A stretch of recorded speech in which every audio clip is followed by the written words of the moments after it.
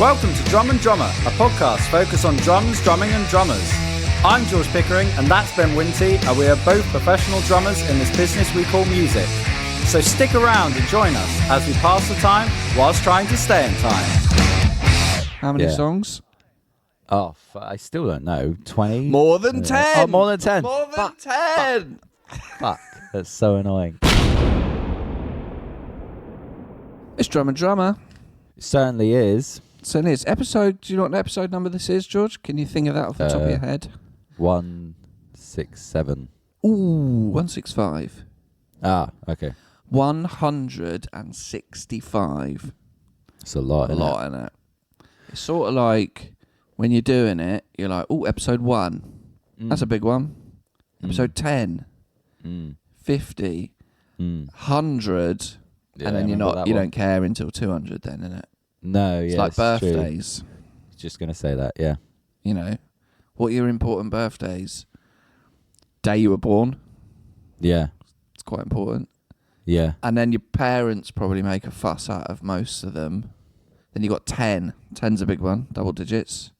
Yeah. Yeah. If you're a numbers bod like me.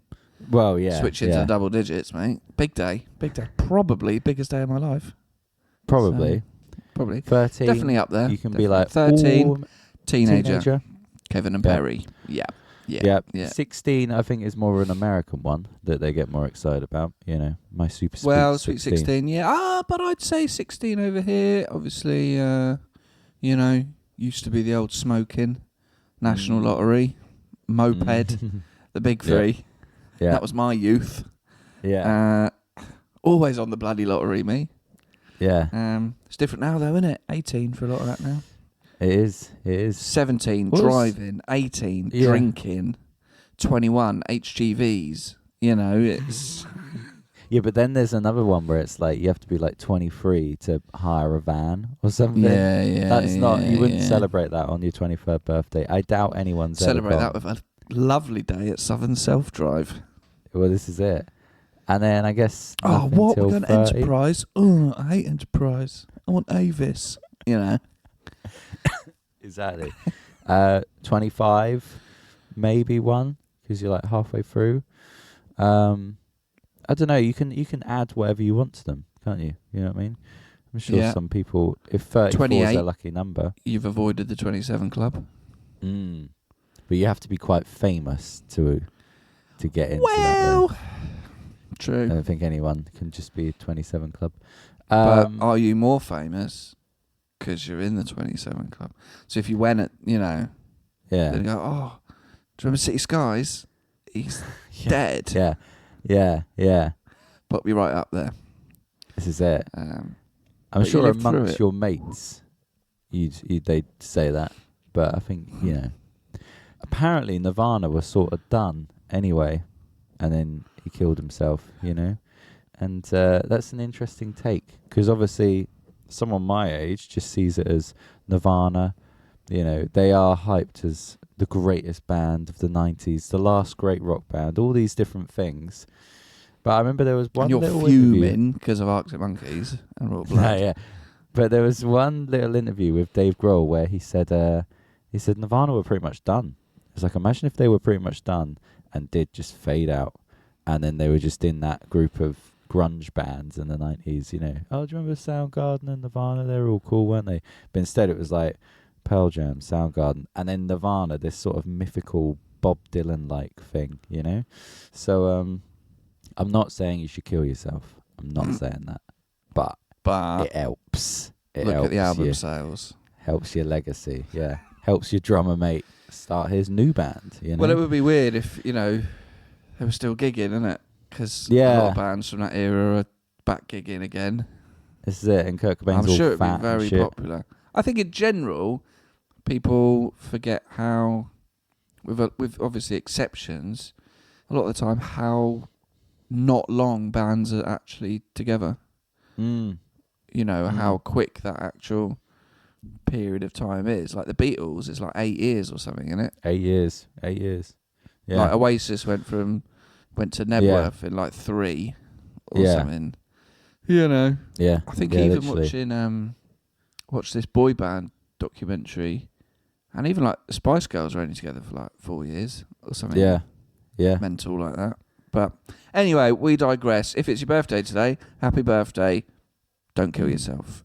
What do you got? Well, what do you want first? The Chesterfield Chronicles, or Love that. Or practice first rehearsal. Regale me of tales from the Chesterfield Chronicles, please. Okay. Well, I don't want to do that. I'm going to do practice first rehearsals. So Brilliant. basically, so what do you think I mean by this? Because I mean, I haven't really explained what that is. Just 2 words with a verse in between. Yeah. Well, you know, actually, last no. week... Let me change it.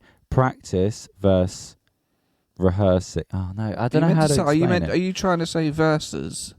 No. I'm fine with that word, I think. Right. No, I'm trying to say more like practicing technique, practicing songs for rehearsal. That's the difference in a broader sense. Right. Okay. 2 different types of practice. Right. So this alludes back to our conversation last week, where you got a theatre gig. Yep. East Grinstead. Yeah. Soul band sort of thing. How many songs? Oh, I still don't know. 20? More than 10. Oh, more than 10. More than 10. Fuck. That's so annoying. There's a trap. He fell in it. I said it. I know. Yeah. So you had a rehearsal for this on Sonntag, Sunday. Yeah. Right. Talk me through it then. What's your point? I'm gonna say this practice first rehearsal. Let's get it out of the way. So say you're practicing technique, paradiddles, moella, whatever you're doing, there can never be enough of that. There can never be enough, because it's sort of like your technique can always get better. However, rehearsing tunes for a rehearsal, I think there is a limit. Practicing and people tunes can, for a rehearsal. Yeah. Yeah. I think there is a limit. I think you can become over-rehearsed and then it gets messy. I think there's this weird sweet spot where Dave Grohl said this as well. He said the Foo Fighters said this before, yeah. Well, people might not have heard me say it, but get something to just rehearse enough and then leave it. You know what I mean? So anyway, point being, I'd rehearse those tunes maybe once before the rehearsal, on my own. Charted them like crazy. Are you avoiding using the word practiced on purpose? Don't know. Because you're saying I rehearsed. Are you gonna say rehearsal is something different to practice? Yeah. Well. Yeah. On the face, I can go with practice. Semantically, probably, I don't know. Someone with a nerdy English degree would probably be better placed to. I haven't read a book since year 10. No. Anyway, that was Where's Wally? I found him. There he is on the Zoom call. I'm putting that myself. Stitched myself up. It's great stuff. It really is. Well, I'd say on the face of it, practice is an individual pursuit, and rehearsal is with the ensemble. Yeah, okay, let's go with that. So my practice for this rehearsal was just a lot of charting, listening to the songs, charting a bit more until I got the charts nailed. Yeah. And then sat down at Electric Kit, played them through once, and went, they feel all right because the charts are so solid. And then I went to the rehearsal thinking... You're welcome. I went to the rehearsal thinking, shit, like, maybe I should have played through a few more times. But no, I was very comfortable the whole time. Band were comfortable. It was all good. And I was thinking, I think I practiced perfectly for that, I think if I'd have gone further, then it kind of gets into the round where you're making mistakes. I'd got to that point where I was just enough that I was like, okay, I know the tunes, but I really need to be on it and like staring at the chart and looking at what people are doing. Because I think you can go beyond that. And then you just, even at the end, they were like, is there anything you want to go through again, George? And I was like, no. It was all good and I recorded everything. Let's leave it there, and it can fester in my subconscious. And now I'm not even going to look at it for a little bit. and then I'll come back to it and then go through it again. But that's what I mean by a difference between, I guess, practice for your own playing and practice for something else. People will disagree with me on this, but yeah, I think for your own playing technique and stuff like that, you can never be the sharp enough, you know, you can always improve with that. But when it comes to actually playing with people, it's nice to have a little breathing space, sort of like, okay, I've got it to this point where everything is played correctly, but there's still, you know, if people want to change things around on the day or something, you know, I can do. But that's what I mean by it, you know, technique. Okay. You can go forever, boy. But practicing for a band, there's like a little middle ground, I think. You know, that's what I think. Okay. Yeah. Yeah. I think I disagree with you slightly. And this might just play into personality. I don't know. I can't deny your thoughts and feelings on it and how you best feel prepared as a drummer. But I would, and we might be approaching the same thing, but maybe coming at it from a different angle. You know. So I agree that there is a point where you can overdo it, right? But I would limit that to perhaps per session, for example, when I did that hyper gig, I had like 30 odd songs to learn with medleys, all to a click, with backing tracks. I did my charts, I had my source material, right? So I then got on the Roland and ran through the tunes, right? And then you play through, you make a mistake. Oh yeah, that does that. Okay. Or you just figure out some sticking or how you're going to do that fill, where that accent is, things like that. And it's very easy, I think, to then be like, right, I'll play it again. No, get it to a point and you go, yep, I've been through it. Okay.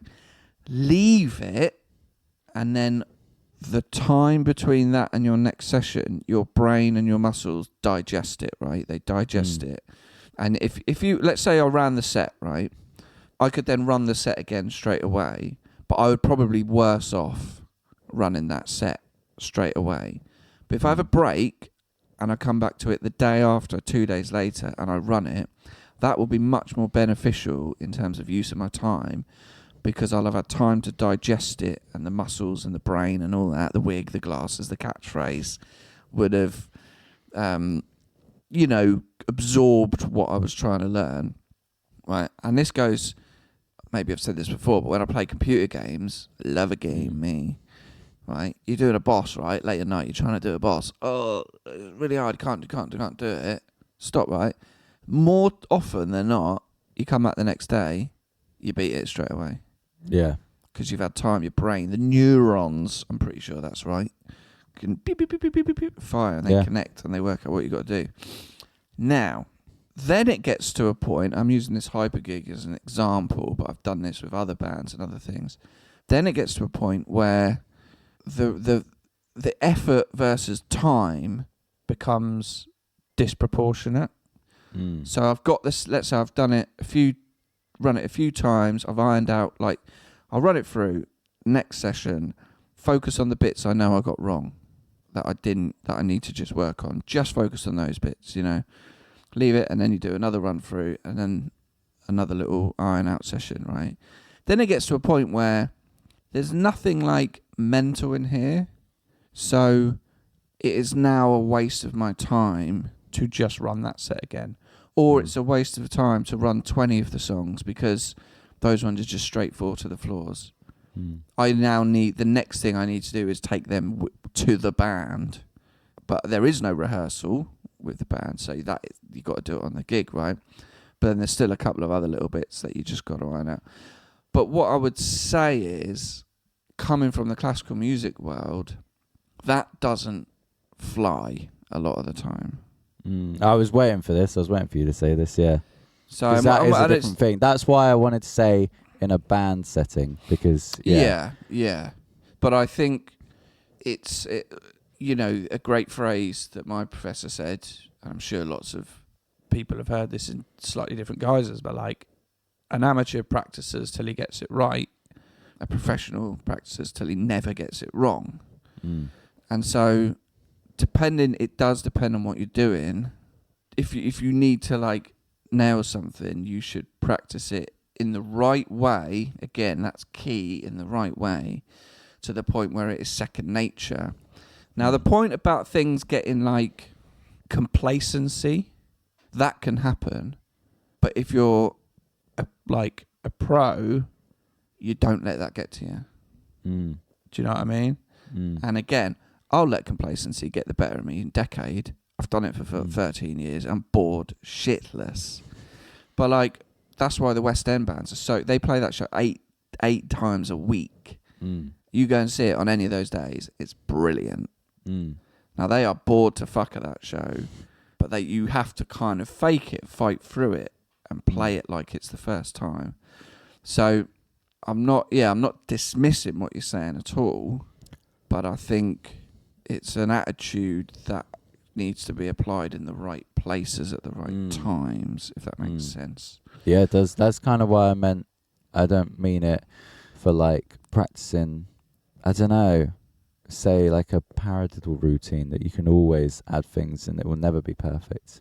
But a band, there is that place. But say if you're performing like a solo piece, then that could be another one where it's like, no, you keep practicing that until it's done. But I do like the subconscious thing. I remember a guitar teacher taught me that. I was trying to learn something, and I got to the point where I played it once, and he was like, right, leave it. I was like, what? We're on a roll, boy. And he was like, no, leave it, like, because your brain is now learned it, and it's working it out, and it's getting used to it. And if you go away and do something else, and you'll come back, and you'll be able to play it again. Whereas if you just keep playing, then you'll get cocky and be like, oh, I can play it now. And then you'll make mistakes and you'll remember the mistakes. So, yeah, it's interesting.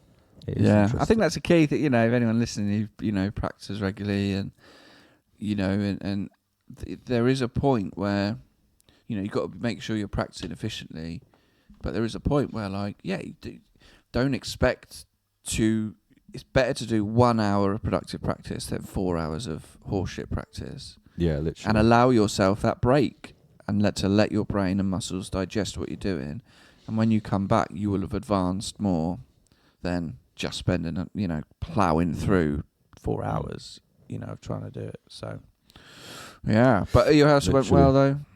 Rehearsal went great. Yeah, it was, in the bluntest way, it went perfectly as to what I wanted. You turn up and everyone goes, oh, wow, he's done his homework. And you're like, thank you. It's always a compliment, like the little compliments. That my favourite is when people say, I just feel safe with you on the drums. Felt like it was just our drummer there, and I was like, cool, Or you do the first song, because that's the first bit where people are sort of like, ooh. And I don't know if they'd had a debt before. He gives it all this on the podcast, but what's he like?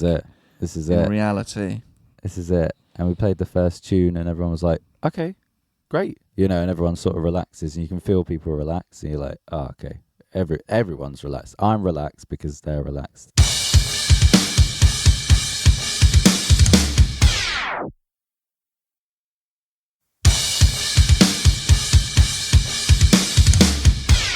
Do you want to hear about Chesterfield? I would bloody love to. Oh, what a couple of days that was. So I went up on whatever day I went up, Tuesday, and of course we did the pod, and then drive was fine, just long, but I went straight to Hardcase because the hotel I was staying at was. Your sat nav said 5 minutes away. 4 hours too. Oh, I can't remember how long it took. Okay.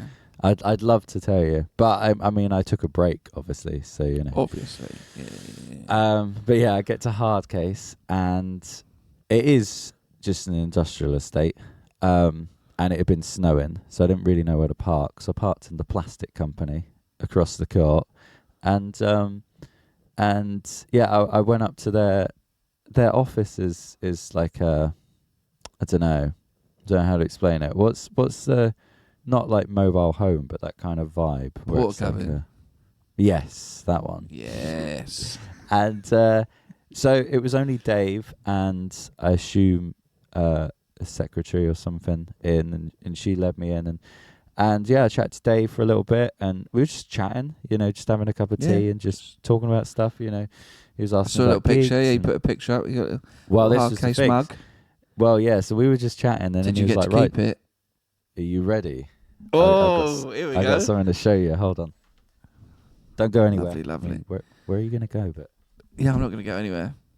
so I kept this a secret deliberately, but you and I both got a Hardcase gift bag. Oh, what, me as well? Yeah. Oh, look at that. So, do you want to see what you got in it? Obviously. Thank you, Dave. Yeah. So you got there's a mug in there. I'll try and get the Excellent. mug out with one hand, just so you can. I mean, you know what a mug looks like. Yeah, I know what a mug looks like, and it'll probably be black with Hardcase and yellow on it. Yeah, I was surprised we actually got a mug, to be honest, because I assume it's made of China and not Hardcase material. Well, I can't get it out, but it's a mug. Water bottle. Hello. Yeah. That's cool, isn't it? Wristbands. Yeah. Another one. 2 wristbands. 2 arms. For 2 wrists. A little notebook, a little Hardcase notebook. Yeah. And then key ring. Lovely. Yeah. For keys. And a pen. Look at that. So yeah, we both got a little. So I'll drop that to you next time I come by, and you can have all these bits. Amazing. But, Did you learn anything? I learned so much. My God, forgot it all. But it was more the experience. Because we were having a chat for a while, and he was like, "Right, do you want a tour?" I was like, "Absolutely, obviously I do." And you go in, and it's not big. It's not a big place, and there's just people doing different bits and bobs. And he showed me from the first part of the tour where you've got the molds. So you've got these big metal molds for each case, and then you put this powder in them, and then they go in this big oven. And I was just watching it all, just fascinated. And Dave was amazing. Dave was so keen to tell me all about it. He clearly was so passionate about it. And he had all his, workers working for him who all clearly respected him so much. It was really sweet.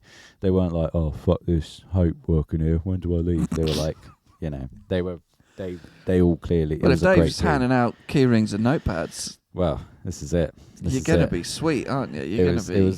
It was a lovely team. And then it goes in this fire, and then but he showed me each bit coming out. So he showed me it when it comes out and it's red hot, and then it cools down and it shrinks a little bit, but not much. And then he showed me the guy who, he said, "You see how some of it's thicker than others, so then this guy scrapes off a bit," and he said it's all handmade. He kept saying that, it's all handmade. I was like, I can see it's all handmade, and then it goes on to another guy who puts the stickers on it, and then it goes on to another guy who puts the kind of pads inside, so it protects the drums. Yeah. And then at the end there's a guy who gets a flamethrower on it, or blowtorch, whatever, and then it's done. But I saw each part, and I was like, this is amazing. And then we went back to his porter cabin and had a cup of tea and chatted some more, and then eventually I was like, right, I'll get out your hair, Dave. But lovely man. And he said, if ever you want to go up, just pop in. He was like, even for a tour, just come in for a cup of tea. And it was that sort of lovely Midlands North vibe. So yeah, it was great. Any questions? And you kept your protection racket cases hidden? Yeah, did. I told him that. I said that to him. I said, because he mentioned something about protection racket. And I said, "Oh, I'll tell you this, Dave. So I've got this video shoot tomorrow, and all my drums are in protection racket cases." He was like, "Oh, I don't mind, George." I won't do the voice. He talks exactly like that. Dave, if you want to swap about, mate. Yeah, this is it. Well, that was the thing. He did at one point say, "Notepads are great, but yeah, he did say fully lined snare case in granite." Yeah, he did say we only make to order, so there's. Sadly, I can't give you anything. I was like, it's fine. I wasn't expecting to get not even a reject one. Yeah, this is it. Yeah. But that's interesting. All the rejects go to plastic companies who then just mold it and make it into other stuff. So it seemed very environmentally friendly. But he was saying it's getting busier and busier, and now they're going to have to, it looks like they're going to have people working nights, and the factory never sleeps. And I was like, this is interesting. So yeah, but he kept saying, you know, people come by and they can't believe it's all made here. They're like, nah, you've got to have somewhere in China or something. He's like, nope, it's all here. So it was cool. But beautiful. Yeah. How was your video shoot? Video shoot was good. So yeah, that night I went to the hotel. Where did you stay? Because you hadn't booked anywhere before you left. No, an Ibis, which I didn't realise it at the time, but it was always the Ibis that we used to stay as a family whenever we went up there, because we used to stay at my nan's. Okay. And then as time went on and it got busier going up there or whatever, my dad would be like, oh, let's just go to this Ibis. So I stayed at the same hotel we always used to stay whenever we went up. And I was like, oh my God, I'm at this one. Terrible hotel. Just cold. Cold room. Heater didn't really work.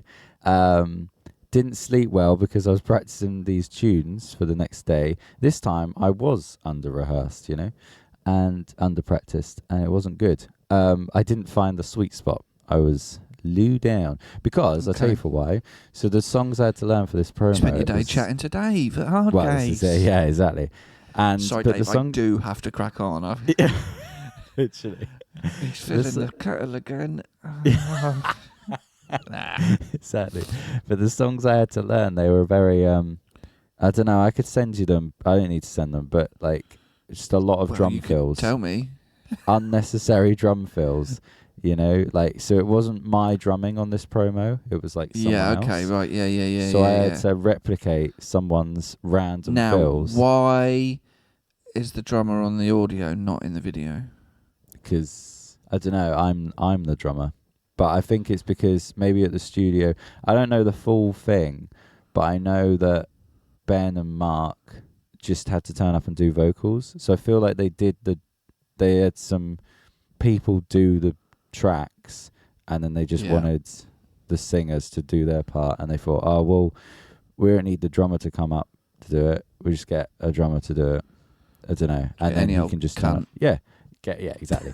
But this guy did not stick to just beats, you know. It was like a lot of What sort of songs fills. are we talking? What sort of genre? What's the crack? I mean, there was a Sam Fender one. There was Bruce Springsteen. But even that, like the Dancing in the Dark, there was just like a lot of drum fills in it. I'm like, there doesn't need to be this many. Like, you can just keep basically it the same beat all the way through. It is. That song, when I play it, it's all about the hi-hat. All about the hi-hat. Exactly. That controls the power and energy of that song. Kick and snare, same backbeat all the way through. Yeah. Right? Don't even need to do drum fills in that song. No, you absolutely And ride don't. that hi-hat for the energy, baby. Ride it. You can see what I'm doing. No, I like it. But okay, so not only were you having to learn, you were learning songs, you were having to learn someone else's drumming. Yeah. And they'd not stuck to they were gone a bit crazy. And tricky. That's tricky. Very tricky to do. And but we turned up at the place. It was quite a cool place. It was like a church/venue. Very cold. It had been snowing a lot. And I met Mark and Ben, and then the sax player in the band, Megan. It was nice to meet her. Everyone's got a sax player these days. This is it. And it's like salted caramel. Yep. It's like smash burgers. Yep, smash burgers. Like green smoothies. They're quite popular. Yeah. We'll go with that. Anyway, so turned up, and it was fine. Set up. The first 5 songs were the easy ones. I was like, thank God for that. You know, they were the simpler ones. But then the next 4 were a bit more like, okay, this is where the fills come in, you know. Right. Okay. But we got it done. Were you doing it? Sorry, were you doing it all 9? Were they like half songs? No, yeah. Some of them were. But then, and then, is it just like one continuous shoot through all 9, a medley of all 9 songs? No, so we do like one song and then stop. Okay, if that makes sense. But we didn't really have a break. They were quite keen to be like, just crack on, just keep playing. And we were Time is money. "Fucking hell. Time this is money, it. boy. This is it." And but we were done by about 2, and then drove back to Brighton. And I was going to do a Zoom hang with Johnny Brister and all those people, but I got back late, so I just went for a swim, and then that was that. I was like, I need to burn off some energy. I've been very stuck in a car all day, but it was good. It was nice to just get it done. Be like, there's some promo. Hopefully, some gigs come out of that, but we'll see. Were you, did you have everything playback in ears? Yeah, big time. But I had it on a pack that I'd never used before, and the pack wasn't working. And they were like, "Right, guys, we'll do a sound check." And I was like, I can't hear it. I was trying to play in time and just fucking up. And were you playing like full kit, full volume, any? Yeah. Anything? Yeah, no. Just got the old Grace Kelly in the club. Grace Kelly Kelly the club. Big little kid club. Lovely. And they were like, don't hold back. And I was like, okay, strap yourself in for this, But I bled as well. But I cut my hand, and then there was I saw a little thing on Instagram actually, bleeding. Blood on the How'd you do that?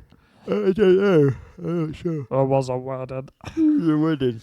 But I was playing, and then suddenly I was like, oh, there's some blood coming from somewhere, Made me look hard, Yeah. Oh, this guy's fucking mental. He's bleeding all over the shoot. But yeah, man. But so that was that. Great. Yeah. You got anything? Yeah. Well, I've been busy. I've been busy, boy. So I'm starting to do a bit of the dismantling of the studio. Physical labour, mate. Physical toil. Mm-hmm. But it's good. Just kind of having a good sort out. It's amazing how much stuff you have. Just cardboard. Yeah. You're just like, some boxes, I'll sort them later. And then 6 years later, you're like, I've got to sort this cardboard out. Yeah. I've been in the studio recording with Young Pine and a band called Dives, who I've worked with before, but they were called something else, but now they're called Dives. So that's good to get back into like production and stuff. And that, I've been watching The Traitors. Oh, I love it. Everyone's watching that. I need to watch this. Yeah. But then I had an interesting day last week. I had a shower, and the like this electric shower, the stop buttons have been a bit like, it was a bit dodgy. Sometimes it won't work, so you can just turn the shower off with the isolator cord, right? And I had a shower on Wednesday, like, now stop button's not working. Okay, I'll just pull the isolator cord. Pulled that, turn it off. So there's no power going to the shower at all. It's still running. It is still running. Full pelt. Oh, wow. Yeah, it's just running, mate. The shower's running. There's no power. There's nothing. What, even now? I'm like, no, because it was a week ago. Well, you just kept saying it was still running. Just constantly got a shower on. Yeah. But I was like, but it was cold water, and I was like, do you know what?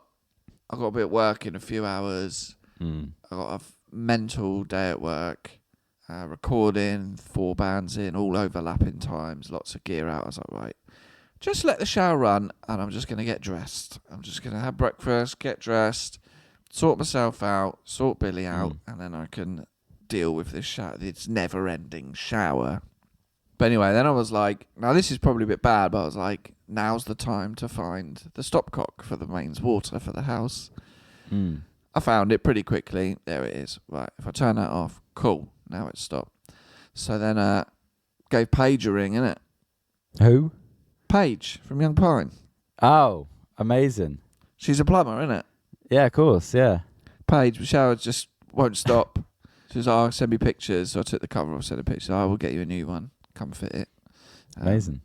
So the next morning, her and her dad came, fitted a brand new shower. Awesome. Lovely stuff. But I had to go the whole rest of Wednesday. We had to go the whole rest of Wednesday. If we wanted water from taps or flush the toilet, we had to turn the mains back on and the shower would just be on. But then if we wanted the shower off, we had to turn water off to the whole house. So I was like, before I went to work, I was like, right, I'll just fill up some bottles of water. Yeah. And then deal with that. It's like, right, I need a poo. Turn the shower on. Yeah, yeah. So it's that feel where you're like, it's fine, but it's amazing how you just take water for granted. Yeah, Or just, of course you do. you know, push buttons and turn taps and it all Yeah. works. But Even just but then washing you're your like, hands. got a new shower, and then you're like, great, that's lovely now. Got a nice new shower. Mentally, I can tick that off and proceed with life. Other than that, it was a bit silly. Right, I mentioned last week about the BDC budget in inverted commas kit, and it is exactly that. I've had a look. It's a Raven kit from BDC. It's a bit cheaper, fixed configurations, but looks nice. I mean, it's still not cheap. Yeah. How Still much? like $2,000. We get isn't there? What's the main one? Well, not the main one. There's two, isn't Well, there? Legend. Yeah. Well, how much is that? Well, it depends what you get, really. But yeah, it doesn't. I don't know. I haven't had a huge look at price. Not out yet, but it doesn't seem massively different. No. Maybe they're going to jack the prices of those up. You know what I mean? So but I wouldn't be surprised if you were paying like brand new, starting at $3,000 at least for a simple Legend or a Lounge or something. But anyway, we'll leave it there. Leave it there. Get in touch, innit? Yeah, we will have guests soon as well. I'm going to get on a guest hype. Found my first one at playing football. So snared him. Ooh, pun. Well, yeah. Does anyone here play drums? Yeah, it was near enough of that. Well, I played for a couple of years in school. You're coming on the show. Yeah, you're close enough. That's all we need. But get in touch. Instagram, follow us on there at Drum and Drummer Podcast. And email us, drumandrummerpod@gmail.com. Are you reading these out? Yeah, because I Good. can't remember them. No, I can never remember them either. No, it's So- annoying we couldn't get them all the same. But other than that, have a good week. Have a good weekend. And, to you, George, and to all our listeners.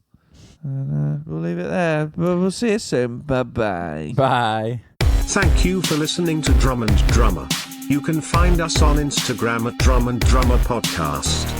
And you can send us an email to drumanddrummerpod@gmail.com.